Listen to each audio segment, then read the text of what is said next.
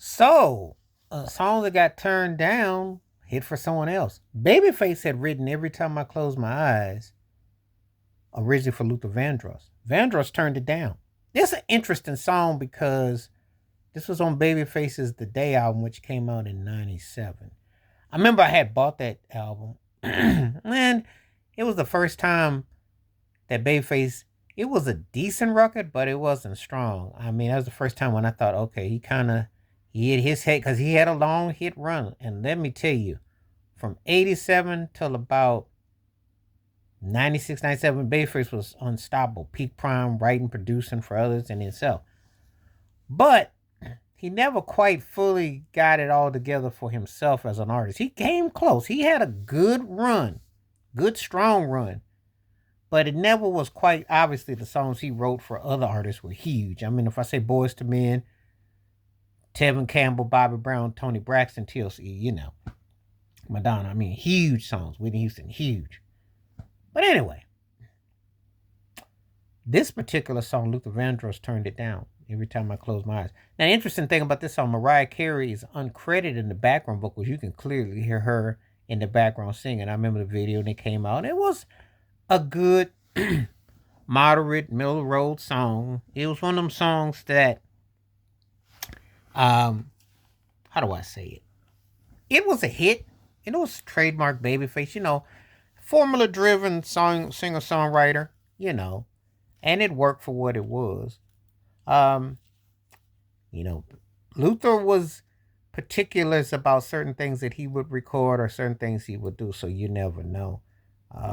It didn't have a lot of snap to it. One of the things about Babyface that some of his critics had a problem with is some of his stuff kind of sound like it was microwave, like it was compressed, because the instrumentation was kind of like put in a microwave, and the way the beats and the grooves, and they all got formula driven.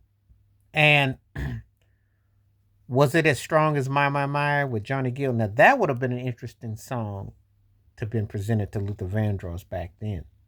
I think that's probably what Luther would have preferred, a My type of song.